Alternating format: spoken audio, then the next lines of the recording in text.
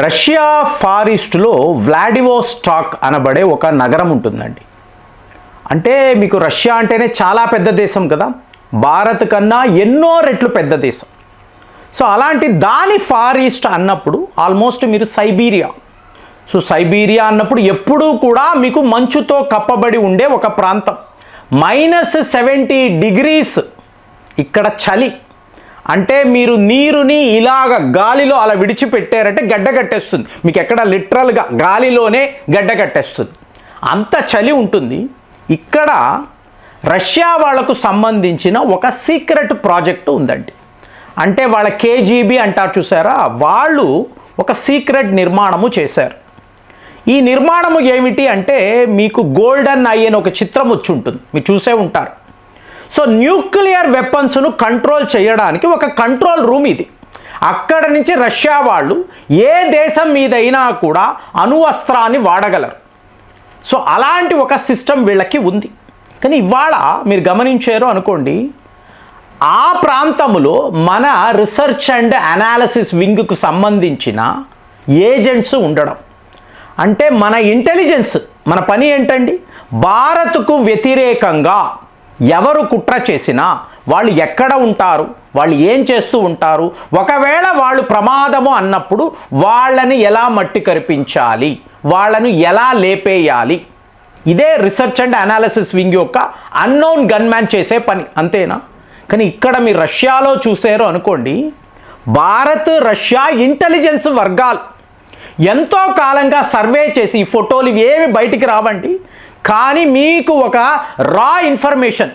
So వీళ్ళు అక్కడ ఉండి ఏం చేస్తున్నారు అంటే, ఇప్పుడు మీరు చైనాను గమనించాలండి.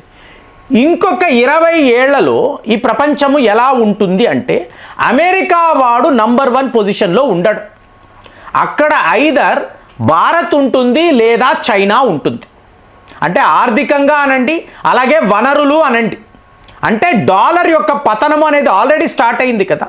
సో అలాంటప్పుడు మీకు చైనాకు ఛాన్సెస్ చాలా ఎక్కువ, తరువాత భారతే ఉంటుంది.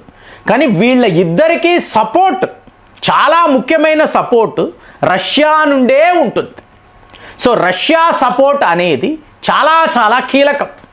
అలాంటిది మీకు రష్యా వాళ్ళు చైనా వాళ్లకు ఎటువంటి ఇన్విటేషన్ ఇవ్వరండి. ఎందుకు అంటే ఒకవేళ రష్యా ఇలా చేస్తే చైనా వాడి ఆధిపత్యం, ఎప్పుడు కూడా చూసుకోండి, సోవియత్ యూనియన్, యుఎస్ఎస్ఆర్ ఎవరి ముందు కూడా వీళ్ళు తల వంచరు. ఈ ప్రజల యొక్క తీరు అంతే, వీఆర్ ద సుపీరియర్ రేస్ అంటారు. అంతేగాని ఇంకొకళ్ళ మీద అమెరికా లాగా పడి చావడము, సో వాళ్ళ పతనాన్ని కోరుకోవడం ఇలాంటివి ఉండదండి. మేము సుపీరియర్ రేసు, ఎప్పుడూ కూడా రష్యా ఒక సూపర్ పవరే పూర్తిగా నమ్మేవాడు. సో ఇప్పుడు భారత్ సాఫ్ట్ పవర్ నుంచి హార్డ్ పవర్ వైపు వెళుతున్నప్పుడు రష్యాతో మనకు ఉండే సంబంధాలు, ముఖ్యంగా రా వైపు నుంచి చూసారనుకోండి, వీళ్ళు ఏం చేస్తున్నారు అంటే, మీకు అక్కడ సైబీరియా వద్ద దొరికే రేర్ ఎర్త్ మినరల్స్, అలాగే ఆయిల్స్, న్యాచురల్ గ్యాస్ చైనా వాడి దాకా వెళ్లకుండా అడ్డుకోవడము కాదు, మనము పూర్తిగా ఈ సైబీరియాను మన కంట్రోల్లో పెట్టుకోవడం.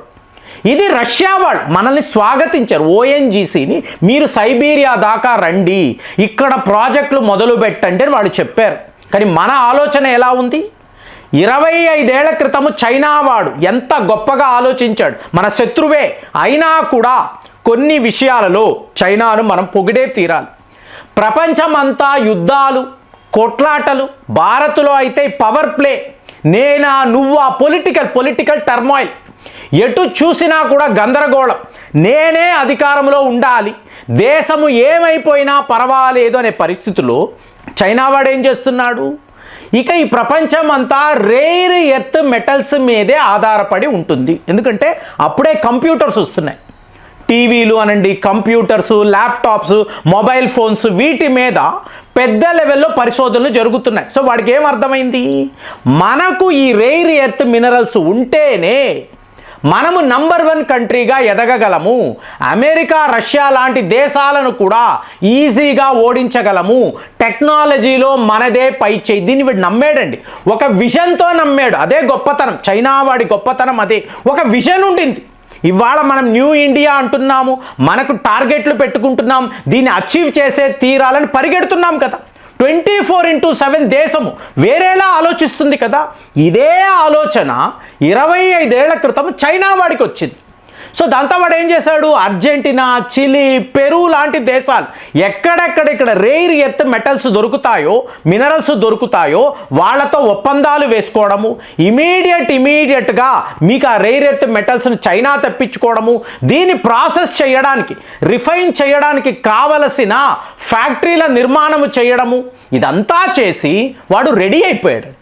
అందుకే మీకు ఎక్కడ చూసినా మేడ్ ఇన్ చైనా. ఒక ల్యాప్టాప్ అంటే మేడ్ ఇన్ చైనా, ఒక కంప్యూటర్ అంటే, మొబైల్ ఫోన్స్ అంటే ఎక్కడైనా చూడండి ఇవాళ ఎలక్ట్రిక్ వెహికల్స్ చైనా వాడిదే కదా పై చెయ్యి. సో ప్రతి ఒక్క దేశం వాడి మీదే ఆధారపడాలి. ఇప్పుడు ఇది ఎలా చెప్పాలంటే, మీ ఏరియాలో ఐరన్ చేసేవాళ్ళు లేరండి. మీరేం చేస్తారు, ఒక వ్యక్తి దగ్గరికి వెళతారు, విపరీతమైన డిమాండ్, కుప్పలు తెప్పలుగా బట్టలు. సో ఇందులో అతను మీకెక్కడ ఐరన్ చేసి ఇవ్వగలడు. సో మీరు వెయిట్ చేస్తారు. అదే ఒక ఐరన్ బాక్స్ కొనుక్కొని నా ఇంటిలో నేనే చేసుకుంటే వీడి మీద ఆధారపడక్కర్లేదు కదా. మా ఇంట్లో ఎవరో ఒకళ్ళ కుటుంబ సభ్యులు చెయ్యొచ్చు కదా. సో ఈ ప్రాబ్లం సాల్వ్ అయిపోతుంది కదా.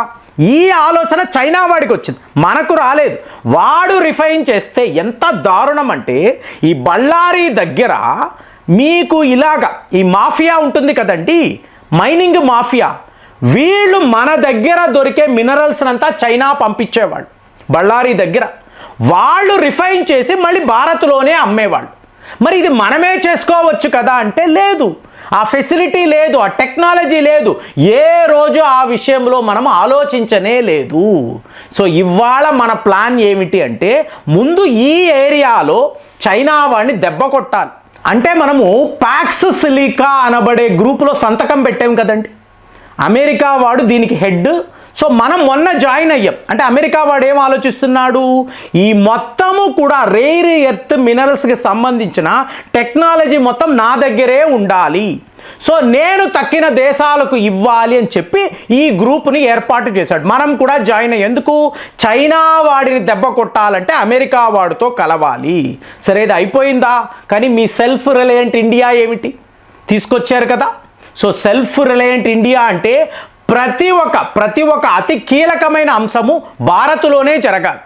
టాప్ మోస్ట్ వెపన్స్, మీకు డిఫెన్స్ టెక్నాలజీ, మిలిటరీ పవర్ మొత్తము కూడా భారత్లో మనమే తయారు చెయ్యాలి.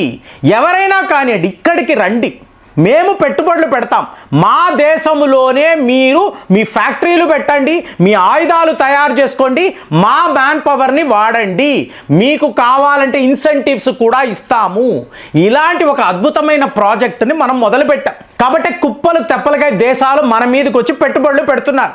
సో ఇప్పుడు ఇక్కడ ఏమిటి అంటే, సైబీరియా వద్ద ఒకే దెబ్బతో భారత్ యొక్క అతి ముఖ్యమైన ఆయిల్స్ అనండి, గ్యాస్ అనండి, ఫర్టిలైజర్స్ అనండి, at the same time rare earth metals, so వీటిని కూడా మనమే భూమి నుంచి అంటే రష్యా భూమిలో మనము తవ్వకాలు చేసి మైనింగ్లు చేసి అక్కడే దీన్ని శుద్ధి చేయడానికి పెద్ద లెవెల్లో మనము ఇలాంటి ఒక యూనిట్ని తయారు చేసాం.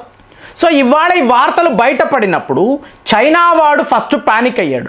అమెరికా వాడు నువ్వు నా పార్ట్నర్ కదా, ఇవాళ రష్యాతో ఎలా కలుస్తావు అంటే, నీతోనూ పార్ట్నర్షిప్ ఉంది, అక్కడ సెల్ఫ్ రిలయంట్ ఇండియా, రష్యాలో ఆత్మ నిర్భర్ భారత్ ప్రాజెక్ట్ ఉంది, మేము పెట్టుబడులు పెట్టాము, వీటినంతా వెలికి తీసి మేము వ్లాడివోస్టాక్ నుంచి చెన్నై దాకా తీసుకురాబోతున్నాము, రష్యా మా యొక్క క్లోజెస్ట్ ఎయిలీ అని చెప్పి ఇంత పెద్ద విషయాన్ని ఒక సీక్రెట్గా ఎవరికీ తెలియకుండా టోటల్గా మీకు మంచు అండి, అక్కడ ఇలాంటి ఒక ప్రాజెక్టు భారత్ రష్యా, అది ఫర్ ద ఫస్ట్ టైం మన రా ఏజెంట్లు పూర్తి సర్వే చేసి ఓకే అన్న తర్వాత భారత్ ఈ ప్రాజెక్ట్ని చేపట్టింది.